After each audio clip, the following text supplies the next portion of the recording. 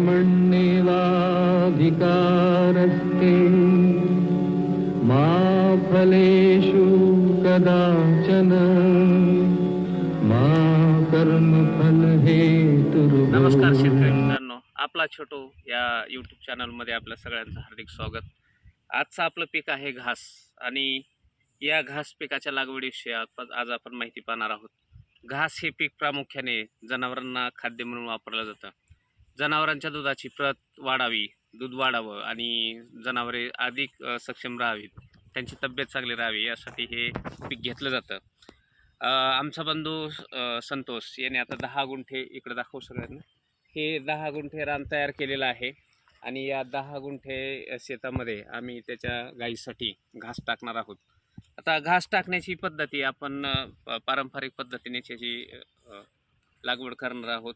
तर प्रथम आपण बियाणं हातात घेतलेलं आहे. आपल्या प्रतीनुसार, आपल्या क्वालिटीनुसार हे बियाणं घ्यायचं आणि हे कसं पेरायचं.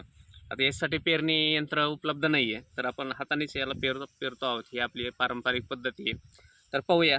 प्रथम अशी मूठ भरून घ्या. मूठ भरून घेतल्यानंतर आपली जी बोटं आहे ती चाळणीसारखी अशी धरायची आणि अगदी संथ गतीने एक समान हलवायचीत आणि बी बरोबर सगळीकडे सारखं पसरलं पाहिजे. अशा पद्धतीने हे टाकत चालायचं आहे. हे टाकत असताना एक काळजी घ्यायची की आपण सगळीकडे सर्वत्र हे बी सारखं पसरलं पाहिजे. कुठेही कमी जास्त जर पडलं तर घास उगवण्यामध्ये सुद्धा कमी अधिक होऊ शकतं. त्यामुळं अगदी मन लावून हे आपल्याला टाकायचं आहे.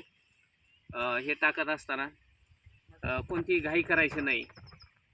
घाई जर केली तर आपल्याकडे बी कमी जास्त प्रमाणात पडू शकतं, म्हणून आपण हे व्यवस्थित टाकायचं.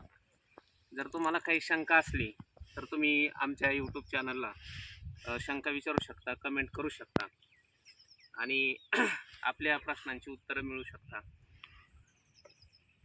धन्यवाद. हे चालू राहणार आहे. अशा पद्धतीने हे बियाणं टाकण्याचं काम आपण करत आहोत.